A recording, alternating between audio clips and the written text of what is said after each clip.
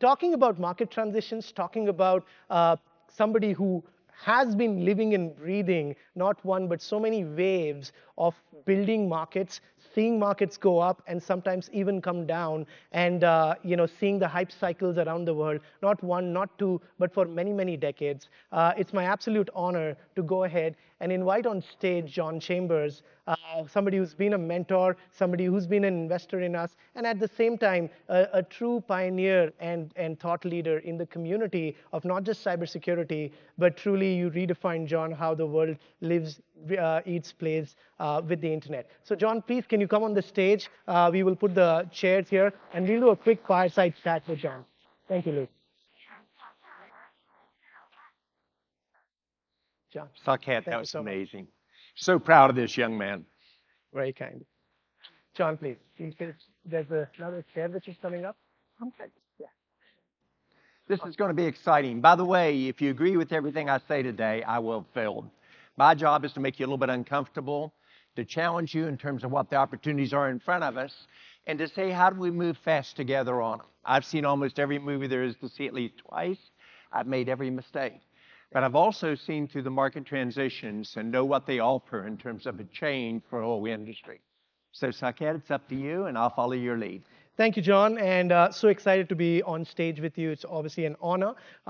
John, I want to start with the first piece because Harvard Business Review rated you as one of the top CEOs ever alive. You took Cisco to be a Fortune 1 company, and you guys were one of the highest attack companies on the planet, obviously. So I want to start with the first question about how important is cybersecurity right now in the minds of the CEOs? And then proportionally, what is the impact on the spend, the budgets that you think, because the budgets don't seem to be going up exponentially, still just going up linearly. So your quick thoughts around how do you look at the priorities of the CEO and cybersecurity, John? So when you look at markets and the three questions, if I may break it down into that, I always start with the big picture.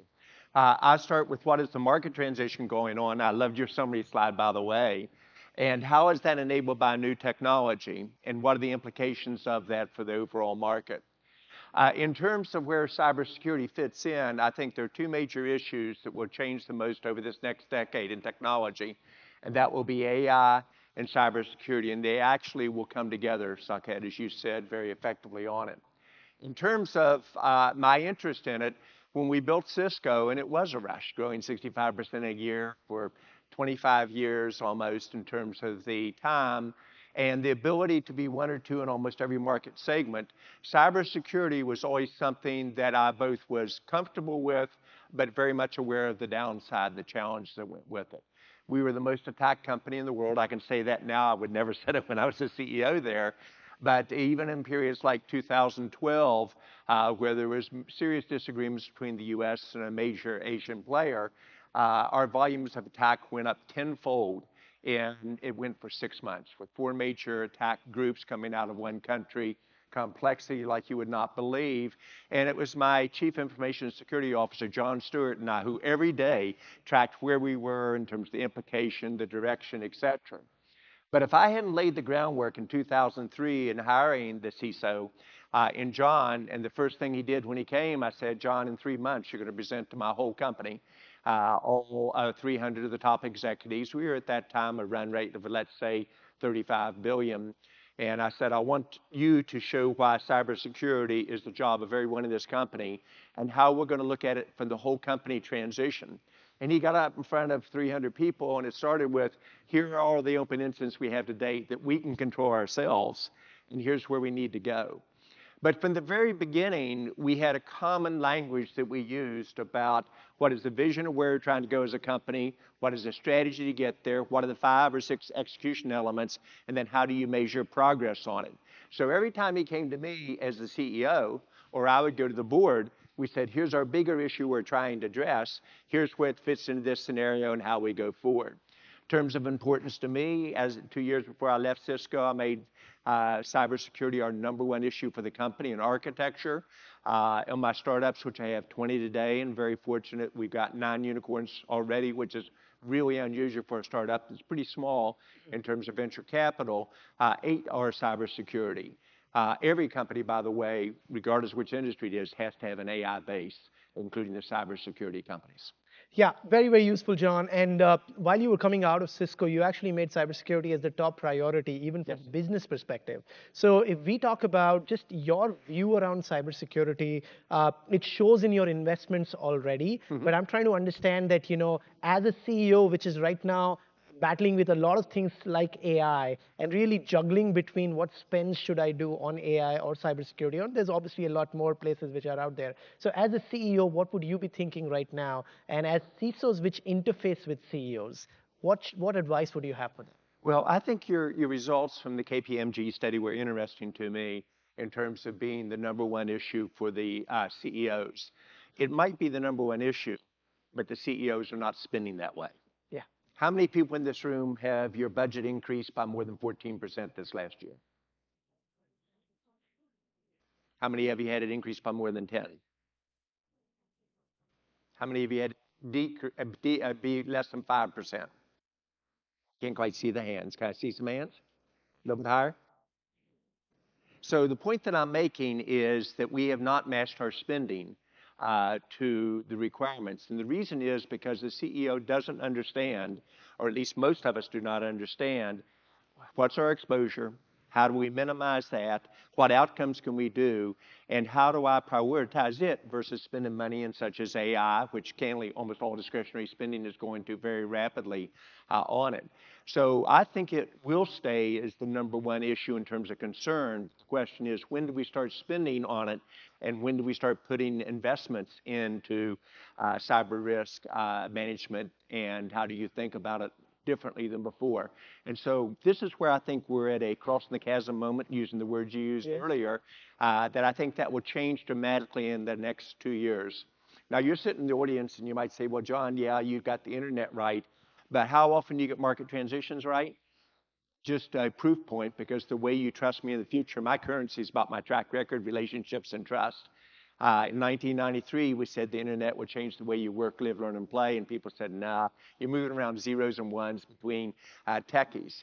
In 1997, we said voice will be free, completely destroying the business models of service providers in terms of voice over the internet being such a low volume that it would become free, and so would data over time in terms of transport. You fast forward to 2011, and we said it will be a digital world, digital countries, digital implementation. When I go to India in 2 weeks with Prime Minister Modi, it will be all about digitization. When I'm in Guyana tonight, it'll be about a small country with huge oil capacity saying, how do I digitize it? 2015, we said basically the change that's going to happen is there are only two types of companies in the world, those who've been hacked and those that don't know they've been hacked.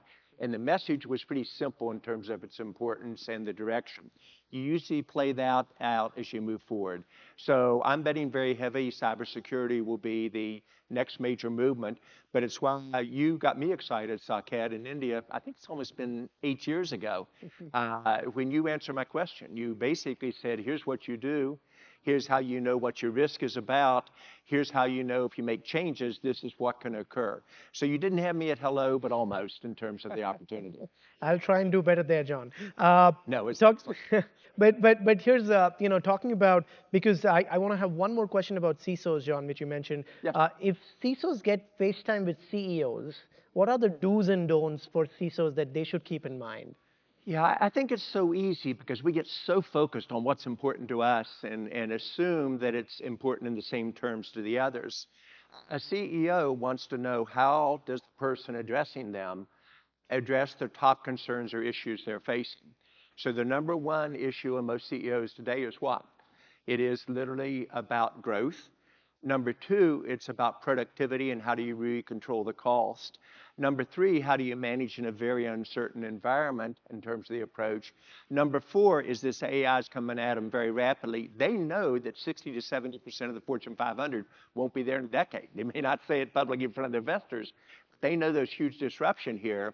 And they also know that cybersecurity can have an implication on each of those four. But when a CISO sits down with a CEO, You come at it from her or his perspective about here's how it affects each one of the decisions you're making. Here's how it affects your NM&A decisions. Here's how it affects on your risks you're going to take on the company you're acquiring in terms of the implications. Here are the implications of doing business in certain countries in Asia or in other parts of the world in terms of the balance. So you've got to talk their language in a way they get. Then you've got to make it simple. And the simplicity I would not underestimate, because when I talk to CISOs, and we had a great conversation last night at dinner, it very often is, even for a CEO, it's hard for me to understand what we're doing differently, where should I invest, et cetera. I thought your demo, if you would show that demo and what goes behind it to a board of directors, most people would get the order literally from the board about why the CISO should get the budget that they need to move forward. Now, we say that halfway tongue in cheek. The other element is I will nudge you a little bit stronger.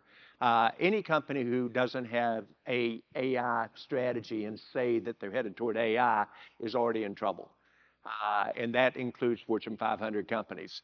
It's long since, a year ago, it was, do you have an AI strategy? 6 months ago, it's what is your priorities on AI? Today, it is, are you getting the results? And tomorrow, it's going to be, how about, are you going to compete versus new competitors and existing players over? If the companies you look at from a cybersecurity perspective do not have AI embedded architecturally across the board, they're going to fall behind. Think about the numbers I'm about to share with you. How long did it take you to develop your product a year ago that you did for the Gartner conference? 31 days. 31 days. So how long did it take for it to get a $1 million run rate? Less than 6 months. How long will it take to get a $5 million run rate? Should be another 18 months. Okay. So it used to take you 2 years to develop a product. The third year, you get 5 to 7 references, $1 million run rate. And year 5, you were at a $5 million run rate. That was a unicorn. Now, what I just said, the speed of change. And if you don't move as an organization, regardless of whether you're a small company or a big company, I'm not talking about technology, you're going to get left behind.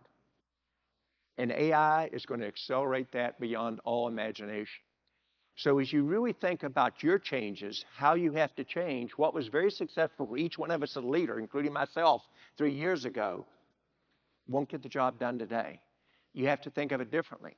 And while if I were your chief executive officer, I would be very generous on the budgets as long as you could show me what would be the effect, what would be the cyber insurance effect versus a good check and balance versus what you're telling me. You tell me how I compare to other people so I understand where I fit into the group and where I make investments I will get the payback on. I would increase the budgets dramatically of the people in this room. On the other hand, if you can't do that, and you're unable to say how you're going to integrate the products together, and I know I have to get the payback on AI, the money will go the other way in terms of the direction. So it's how do we approach the CEOs with saying, here's what we can do, and the board, I think, actually is often further ahead than the CEOs in terms of what needs to be done in terms of the spending pattern, et cetera, on it. Now, the balance is going to be the other way. Same question, I apologize with the lights. How many of you think you can increase your productivity within your security organization by 10% a year for the next 3 years? Did I see any hands? If I were your CEO, I would be saying, you have to. If you're not able to use the new technologies and the new tools at the speed that we're talking about, if you don't understand what productivity is going to be done in your call centers with AI, in your ability to develop code within an AI, your sales and marketing organization, companies are going to drive productivity at the fastest pace we've ever seen. So on the other hand, you've got to say, here's my exposure, but here's what I'm doing with an AI, because the CEO and your board will eventually ask you very quickly, how are you using AI? What's your platform? And then how much productivity or improvement are you going to get? And I don't mind spending more money, but I want to see the uplift on both sides. How many people would agree with that? How many people would disagree? So if it makes you uncomfortable, it's kind of fun to do that because I've made every mistake there is. But the mistakes that we make is when we miss market transitions, we move too slow, and our peers move faster. John, very useful. And what you're saying also is the fact that why this community exists, because Yes. if you can show tangibly the Yes. return on investment, that is where the budgets are not a problem, as long as you can very clearly show where the money is actually having an impact. And John, you've been somebody who's built communities in the past. You've obviously funded very heavily while you were in Cisco with to research and education, and Fair Institute is all about that. Just your quick thoughts about community building and what it means, because we are trying to build a gap standard of cybersecurity risk quantification and management. How do you look at that community side of things, John? Well, in breaking the question again into a couple of pieces, first, how I look at FAIR. I love what FAIR could do, but when I looked at it, you had to have a team get the information together. Yeah. It was cumbersome. It was not easy to understand. It needed to be automated, and it was obvious. As you automate it, to have AI as the key fabric that implements it becomes very key. At our discussion last night at dinner, I'm hugely interested in certification. Certification around security, certification around AI. Training, we often do the displacement of jobs without training the next generations of jobs. I know in our conversations last night, 3 or 4 of the people around the table were trained at Cisco Network Academies. The various certifications that we got, we trained 7.2 million people around the world how to really manage networks, how do you grow them, et cetera. By the way, most all of them got promotions, most all of them went on to get a higher education, et cetera. I think certification is something this group can address very, very well, and education. And how do you do it in an open standards that doesn't tie it into a given key technology player in the industry in terms of the direction? So I like what I see there. I think we could even go faster. And as a hiring of people, I want to know what certification does a person have, what experience they have. So I want it to be something that is really very valuable and something that's quantifiable for them as well. So, John, what you're saying is, and that's what you saw also, that certifications, given with the right framework, can actually be a career accelerator for a lot of people out here. Yes, but it also really helps the acquiring employer, Absolutely. because you know what skill sets the person should have, you know what the balance is, et cetera. And you also see where is a person in terms of the development. And I know I make a number of us uncomfortable when I say it, but what we did just 3 years ago, we can't do today. And it definitely can't be done like it was 10 years ago. So we've got to reinvent ourselves, and that's where certification and education becomes key. Something I'd like to see the FAIR Institute consider doing would be for the members of your groups, the CISOs, to literally have key sessions that here are the 5 to 7 topics that your board is really going to be interested in, that your CEO and top management is going to be interested in. Here are the key things that we found that play very well, and here are the answers to be able to do it. Because you can have the best ideas in the world, but if you can't communicate that to your leadership, if you can't communicate it to the board, then people get uncomfortable a little bit. And Saket, that's why giving you a compliment, I was so proud of how far your presentation skills have come in 7 years, how you focused on that and working very hard. But that's what each of us have to do in this new world as we begin to address our communities, our companies, our boards, and our peers in our companies. Thank you, John. And that's exactly what we're trying to do with Coursera, with Fair Institute, Yes. and to get that platform, which is the most credible platform on the planet for giving certifications. Very, People very trust this group. exactly. So that's out there. John, the last question, by the way, you can submit questions for John. You can go online and you can do that. It's in your handbook. How do you go ahead and submit questions? But John, one question around you picking startups and you picking, you have 20 startups. I've obviously been very fortunate to be working with a ton of VCs around the world, but your track record is almost parallel to none out there in positively, because out of 20 startups, you already have had more than like half a dozen exits with over 9 unicorns. And all of this has been something which has been your personal money, which have you been investing. That's very, very unique as a VC model. And I've been somebody firsthand who's seen this, that the money that you invest into startup is probably, the priority number 5 of what you get as value to startups. So a ton of people out here, CISOs especially, who work with young startups, what should they look for? Because as there are 4,000 security products out there, almost every CISO's inbox is inundated with new startups trying to work with them. What would be your advice to them, and how do you pick startups which are winners and have done so well with your track record? Okay, so breaking it into two Yep. pieces again. First, everything I do, and you've probably already figured this out about me, is I take a playbook and develop it and then run the playbook at tremendous speed. And I constantly evolve it. That's why we did 180 acquisitions where I could acquire a company not 6 months. I could acquire it over a weekend, a $3 billion acquisition, because we knew how to put it together, the vision and strategies, the cultures, all the plays that you do. And the same thing is with startups. When I invested in startups, and I made mistakes. And by the way, if you don't make mistakes, as I always say in risk management, you're not taking enough risk. But once you've done 180 acquisitions, you understand it. On the startups, it was very basic. I would look at a market that is in transition, and I'm a business to business person. And then I would look at a new technology enabling, in simple old world terms, the internet enabling Amazon and the selling of stuff over the internet. I then go straight after the CEO, and it's not fair, but the CEOs have a huge amount to determine when I invest and when I do not. And does the CEO build a strong team around them? What is their vision and strategy? Can they implement it, but do they really want to be coached? And are they sharing common values that I have, such as being driven by the customers and focusing on customers in terms of the direction? The third thing I do is I skip straight to the customers. And I go to their customers, as I did with you, and Yep. say, all right, here, give me your top three customers in that time in India. And I went and talked to each one of them and said, what do you think about them?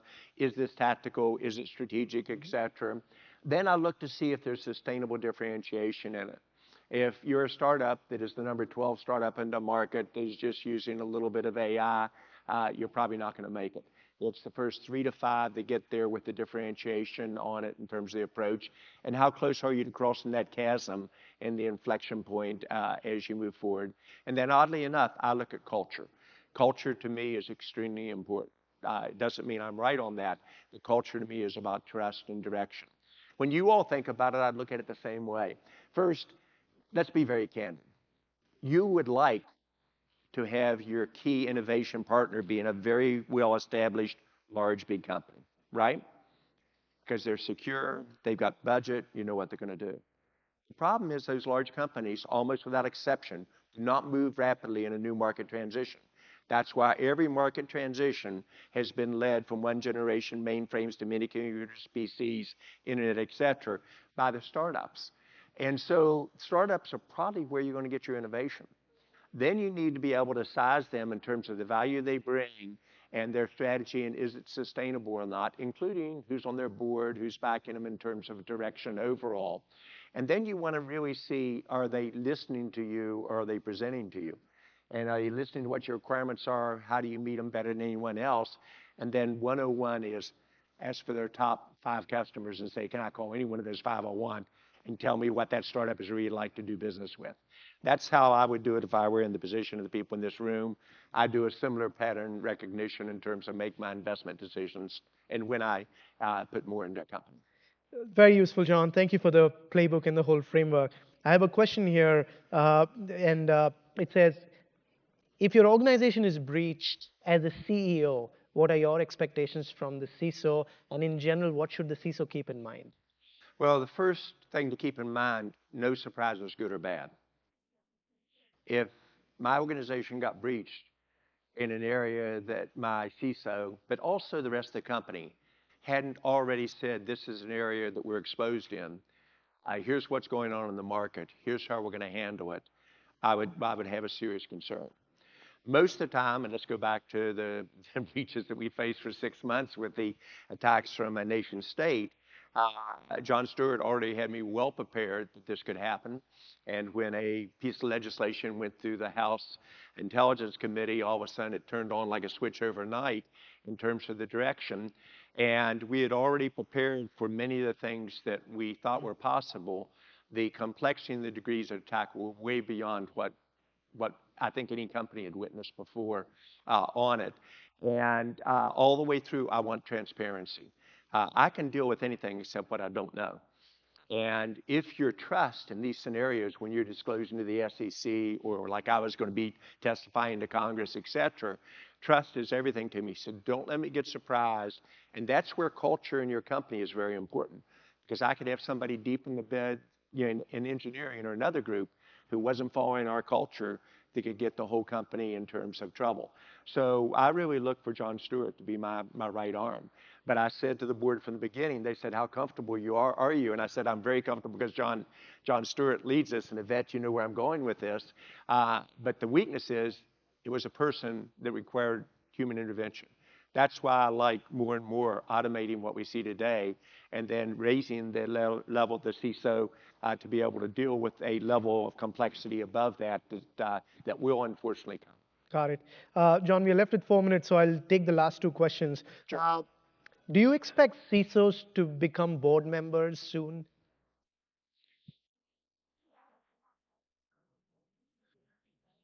I think it depends on how the CISOs develop. If we're developing in the traditional CISO fashion, the answer is no.